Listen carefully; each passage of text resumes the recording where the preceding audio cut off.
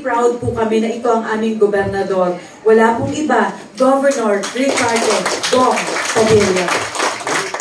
Maraming salamat, Ate Sara. Magandang hapon po sa inyo lahat. Good afternoon. Una po sa lahat, syempre, ang akin pong pagbati kay Kuya Paul, Board Member Paul Gatche. Palapakan po natin siya. And of course, sa atin pong Chairman of the Board, kay Sir Adolfo Ugad. Palapakan po natin. Kay Ma'am Agnes Garcia, Board Member ng CNWD. And of course, the Chairman po ng ating pong CNWD. Palapakan po natin si Engineer Bong Villaluz. And siyempre, ang ating pong Presidente from Prime Water Infrastructure Corp. Palapakan po natin, President Robert Fabric. At siyempre, kasama po nila sila, lagi namin kasama sa meeting, si Ma'am Tin, di ba? Ayusin na po namin ng tubig, pwede ka na lumipat dito. And siyempre, ang ating pong napakagaling na legal counsel, Attorney Jean Kathleen. And si Ma'am Ginia Navales. And Sir Ryan Ramores. And of course, si Sir Jeffrey Moon. At siyempre, I met him probably first quarter of my term as governor.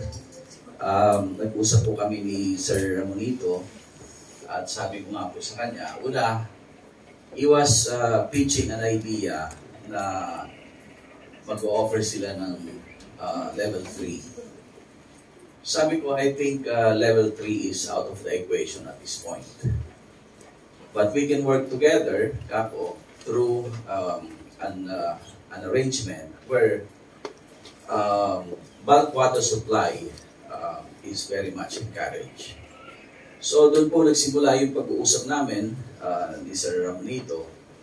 So palapakan po natin si Sir Ramonito. At syempre po sa team ng Hanabana at sa lahat po. It was actually a long journey, I would say.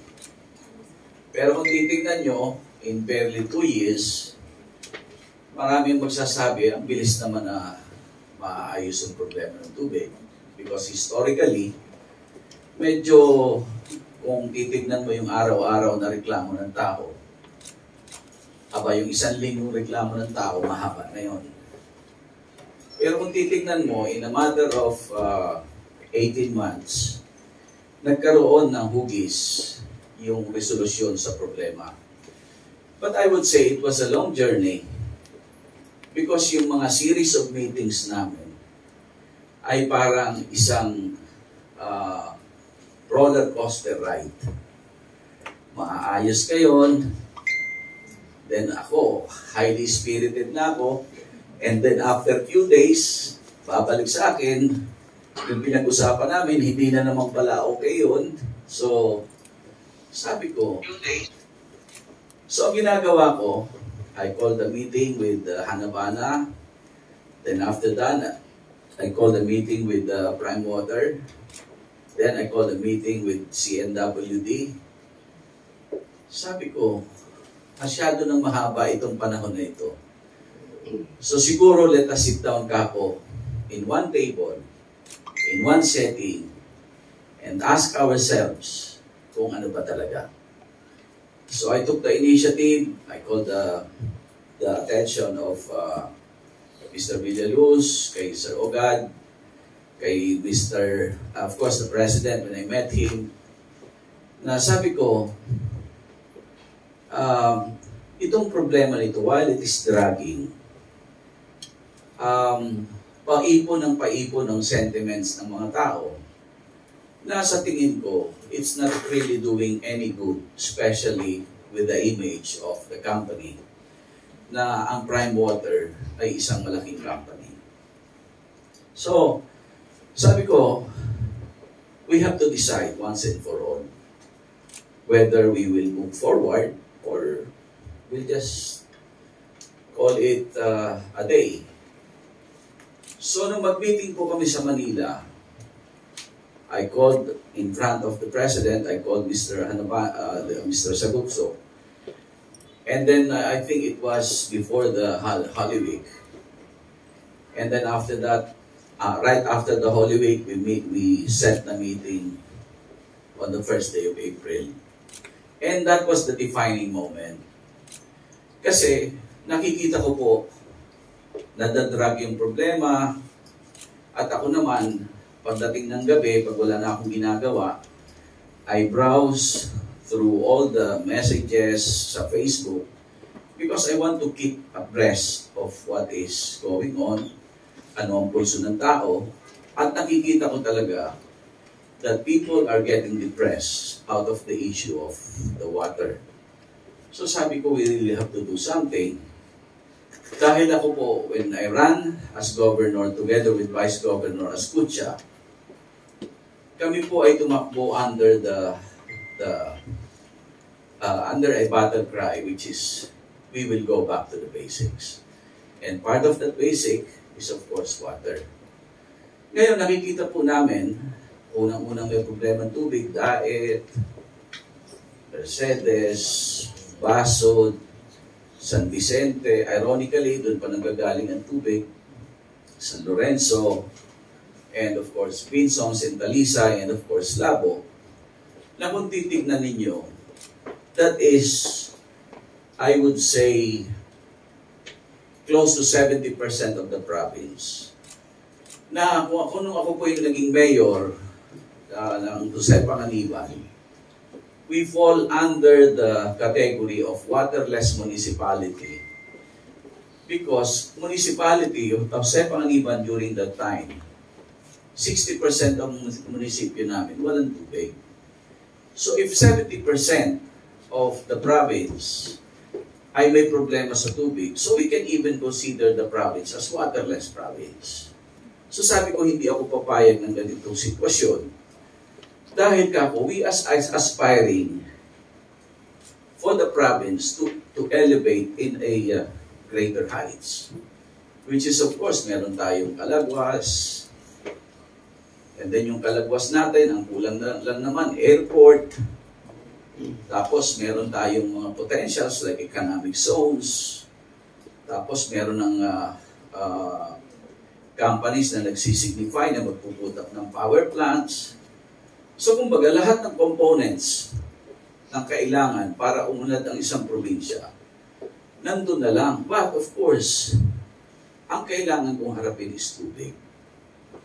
Now, I'm very thankful because hindi naging antagonistic ang relationship. Because, you know, in some parts of the region or even some cities and provinces in the Philippines, nagiging antagonistic ang relationship ng local governments at saka yung mga providers, especially the utility providers. Kaya when I spoke to Sir Bong, and of course I also talked to Sir Ramoncito, isa lang ang ibinigay kong assurance kay Sir Ramoncito.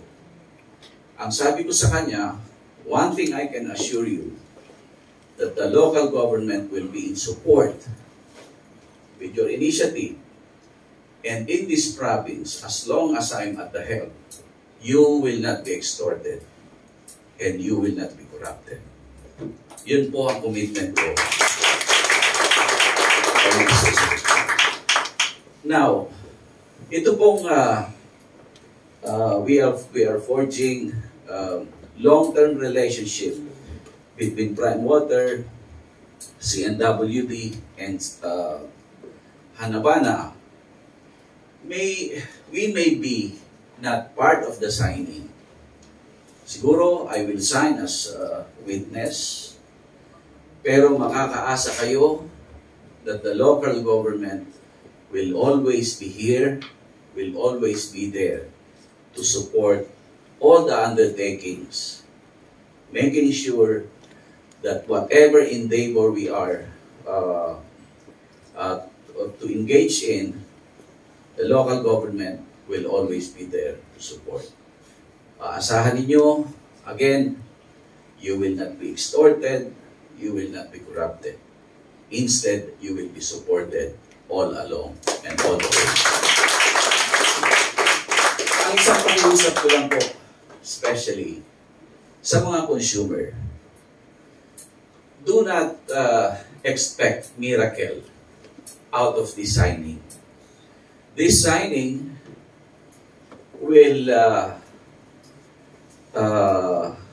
forge the direction of the supply of water in the entire province. Because sa akin po, maliban sa Daet, maliban sa Vinsons, sa Talisay, ang pakiusap ko with Prime Water, pagtulungan na rin natin tignan unang-una yung mga underserved areas. Unang-una, Yapo. Pangalawa po, yung San Vicente. Pangatlo, San Lorenzo. And of course, yung Mercedes. And of course, yung Basud. And then, sabi ko naman kay Mr. Sagupso, problema pa rin namin ang tubig sa Santa Elena. Problema namin ang tubig sa Panganiban. Mind you, when I was the mayor of Jose Panganiban, ang baptism of fire ko sa Jose Panganiban, I assumed the office in 2010. July, diniklara ang Camarines Norte or ang Bicol region as El Nino. Wala kaming tubig ng July. So doon ako parang sabi ko, ito yung problema. Na kahit hindi naman ikaw yung may gawa, lahat ng sisi at lahat ng daliri nakatulog sa iyo. Kaya nang dumating yung punto, ako ang mayor, problema namin tubig, and we were declared as waterless municipality. So what I did, yung Panganiban po, kung naaalala niyo yung BUB, bottom-up budgeting, yan po ay assistance, funding assistance from DILG. So what I did, lahat ng barangay kinausap ko, at ang sabi ko, wala munang project except water. Lahat ng BUB funds will be concentrated or will be focused on water system. And then nakakuha kami ng pondo from tourism. I think we have something like 49 million. So during my term, nakapagbuhos kami ng water system sa Panganiban ng almost 100 million. So we were able to resolve the issue of water in Panganiban during my term. Kaya lang ngayon, kasi ang issue ng tubig kasi is a non-ending. Hindi natatapos simply because araw-araw may ipinanganganak na Pilipino, araw-araw nadadagdagan ang populasyon natin, araw-araw may nag-aasawa, araw-araw may nagtatayo o may humihiwalay sa pamilya. So araw-araw nadadagdagan ang household natin at araw-araw may nag-a-apply ng water connections. So sa madaling salita, maaaring mariresolve natin ang problema ngayon, but if we will stop, ang ibig sabihin, lagi tayong naghahabol sa problema. So ang approach dapat, in as far as water is concerned, dapat maging proactive ang atin pong Prime Water, CNWD, Hanapana, and of course the local government. Na dapat, as our population grows, as our household increases, dapat patuloy din po ang paghahanap natin ng water supply. Patuloy din ang pag-i-improve natin ng ating pong infrastructures, connections, networks. Because maliban sa pag-i-increase ng consumers natin, meron pa tayong mga outside factors na dapat natin tignan. Which is yung mga phenomena na ngayon, yung dati wala, ngayon ay meron. Especially when it comes to environment issues katulad nga po ng El Nino. So again, ang akin pong panawagan sa lahat ng ating pong mga consumer, please give them the chance. Yung 6 months, I think, kung nakapagtiyaga tayo ng ilang taon, kung nakapagtiis tayo ng ilang taon, what is 6 months? Para hintayin natin na matapos yung infrastructure, matapos yung kailangan gawin so that we could have the necessary supply. At kapag may supply na, baka maiinip na naman kayo at sasabihin niyo may tubig nga, malabo naman. Again, what is 2 weeks? Kung 2 weeks lang naman ang flashing time, 2 weeks, konting haba ng pasensya. The most important thing now is we have seen the light at the end of the tunnel.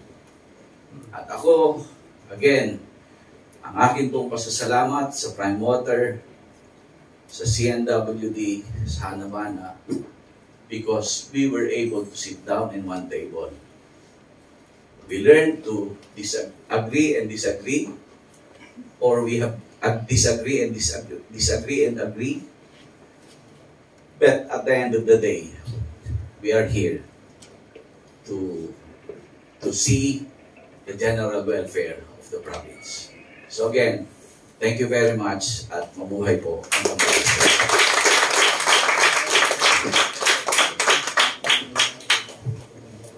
Maraming salamat po, Gov. Dong.